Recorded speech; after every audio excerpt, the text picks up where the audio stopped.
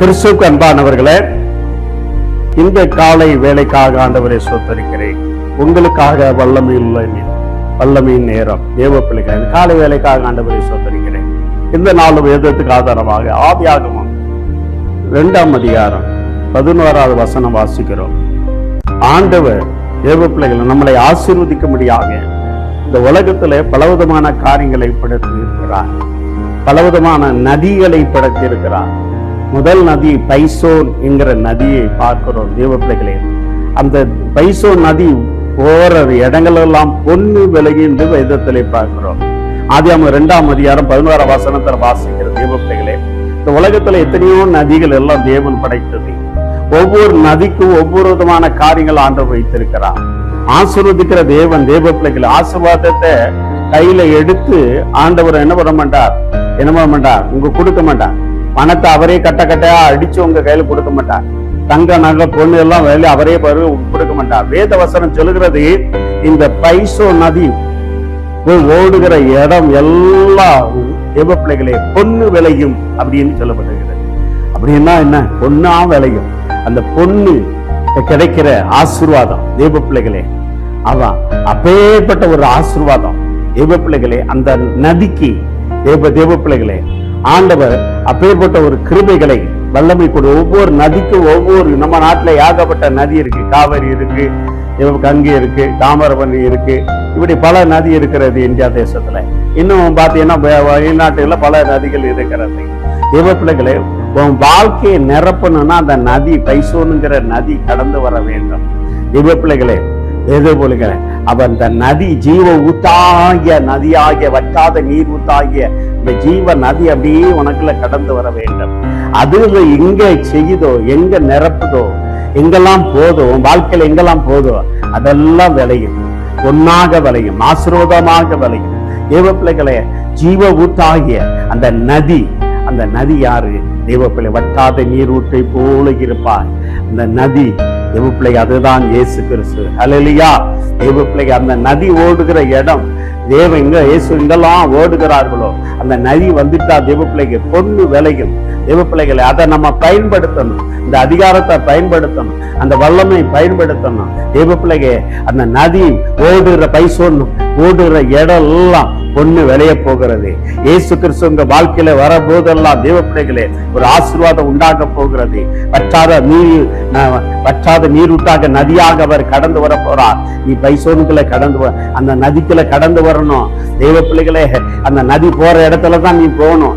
தேவ பிள்ளைக்கு வாசத்துக்கு எங்க போகக்கூடாது. அந்த பைசோ நதி எங்கெல்லாம் போதோ அதே போல நீ கடந்து போகணும். அது போகும்போதுதான் உன் வாழ்க்கையில பொண்ணு விளையும். நீ பரிசுத்தமா வாழ முடியும், பரிசுத்தமா ஜீவிக்க முடியும். தேவ பிள்ளையே, அந்த நதி போற இடத்துலதான் நீ போகணும். தேவ பிள்ளைகள் சுய இடத்துக்கு நீ போயிடக்கூடாது.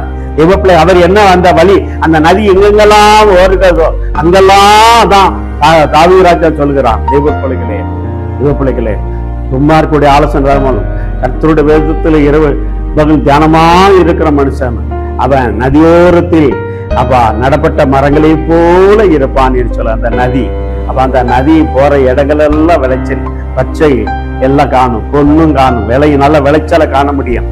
இவன் என்னென்ன நீ விதைக்கிற எல்லா விளைச்சலை காணும். அப்ப என்ன பண்ண முடியும்? பொண்ணு பொருள் எல்லாம் விளைச்சல் காணிட்டா என்ன ஆக முடியும்? பொண்ணு பொருள் எல்லாத்தையும் ஆகணும். எல்லாத்தையும் ஆண்டவர் ஆசீர்வாதத்துக்கு கொடுக்க ஆரம்பிச்சுடுவார். தேவ அதான் பொண்ணு விளையும். உன் வாழ்க்கையில பொண்ணு விளைய போகிறது, உன் ஊழியத்திலே பொண்ணு விளைய போகிறது. தேவ பிள்ளைகளே, அந்த ஆத்மாவை ஆண்டவர் தரும்பொழுது பொண்ணு விளையும். தேவ பிள்ளைகளே, ஆத்மா தரும் பொழுது வாழ்க்கையில அதிசயங்கள் நடக்கும். தேவ பிள்ளை அப்பேற்பட்ட உன் தொழில, உன் வேலையில தேவ பிள்ளைகளை செய்யப்படுற காரியங்களை பொண்ணு விளைய போகிறது. காரணம் தேவ பிள்ளைகள் அந்த நதி எங்கெல்லாம் போதும் அந்த இடத்துல எல்லாம் பொண்ணு விளையும். தேவ பிள்ளைக்கு வற்றாத நீர் ஊட்டாகிய அந்த இயேசு நதி கடந்து வரும் பொழுது உன் வாழ்க்கையிலே பொண்ணு விளையும். நீ எதிர்பார்க்கிறதுக்கு மேலான காரியங்கள் தேவ பிள்ளை வற்றாத நீர். ஆனா அந்த நதிக்குள்ள நீ கடந்து வரணும். அந்த நதி எங்கெல்லாம் போதும் அங்கெல்லாம் நீ, அந்த நதி என்னெல்லாம் சொல்லுதோ அதெல்லாம் நீ செய்யணும். தேவ பிள்ளைகளே, அந்த நதி ஓரமாக நீ போற தேவ பிள்ளைகளே, அந்த நதி போற விதத்துல எல்லாம் நீ விதைக்கணும். தேவ பிள்ளைகளே, அந்த நதி எங்கெங்க உனக்கு கொண்டு போதும் அங்கெல்லாம் அந்த நீ விதைக்கும் போது ஆண்டவர் உனக்கு பொண்ணு விளையை செய்வா. தேவ பிள்ளைகளே, பொன்னாக நீ விதைக்கிற விதை பொன்னாக மாறும். தேவ பிள்ளைகளே, எதிர்த்துல பார்க்கிறோம் தேவ பிள்ளைகளே. அவன் தேவ பிள்ளைகளை ஒரு விளைச்சல் நல்லா அடைஞ்சுதான் என்ன ஆயிரும், பணம் வந்துடும், தங்கம் வாங்கிடுவான், பொண்ணு வாங்கிடுவான், எல்லாம் வாங்கிடுவான். இதுதான் ஆண்டவர் சொல்கிறார். இந்த பைசோன் நதி எங்கெல்லாம் அங்கெல்லாம் போகும் கிடைக்கும். தேவ பிள்ளை போகும்போது கல்லு பாருங்க, கல்லெல்லாம் விளையும் போடப்பட்டிருக்கு. இன்னைக்கு தேசத்துல பாருங்க, மார்பிள் கல்லு, அந்த கல்லு, இந்த கல்லு, தேவ பிள்ளைகள் எல்லா கல்லு. அந்த இடத்தை ஆண்டவர் கொடுக்கறது சும்மா இல்ல தேவ பிள்ளைகளே, ஒரே ஒரு ஆசீர்வாதம். தேவ பிள்ளைகளை என்ன நடக்க பாருங்க, கல்லை வெட்டி இன்னைக்கு பெரிய கோடீஸ்வரன் ஆயிட்டான். மார்வாடி தேவ பிள்ளைகளே, நிறைய காரியங்கள், மார்பிள் கல், அந்த கல்லு, அதுல தேவ பிள்ளைகளே எல்லா கல்லு தேவ பிள்ளைகளே பாருங்க. அதுவும் பூமி ஆண்டவர் கொடுத்தது தான் தேவ பிள்ளைகளே. அதே போல நல்ல விளைச்சலை கொடுத்து தேவ பிள்ளைகளை பொண்ணு விளையத்தக்க ஆண்டவர் உங்களை ஆசீர்வதிக்கிற தேவனாக இருக்கிறார். ஆனா நீ அது நதிக்குள்ள, நதி எங்க போதோ அந்த பாதை, அந்த நதி போகணும். இந்த பைசோனுக்குள்ள வரணும். அந்த பைசோன் நதிக்குள்ள நீ கடந்து வரணும். இந்த நதிக்குள்ள வராம வாழ்க்கையில விளைச்சல் இல்லை. இந்த வார்த்தை கேட்டுக்கொண்டிருக்கிற சகோதரனை சகோதரி, நீங்க யாரா இருந்தாலும் சரி, தேவன் உங்களை ஆசீர்வதிக்க வர விரும்புகிறார். இன்னைக்கு கண்களை மூடி ஜெபம் செய்வோம். நல்ல ஆண்டவரே சோத்திரம். பைசோன் நதி போற இடங்கள் எல்லாம் பொண்ணு விளையும் சொல்ல போல ஆண்டவரே, இந்த நதிக்குள்ளாக கடந்து வரும் பொழுது பொன் விளையத்தக்க அப்பா அநேகருடைய வாழ்க்கையிலே பொண்ணு விளைந்து ஆசீர்வதிப்பீராக.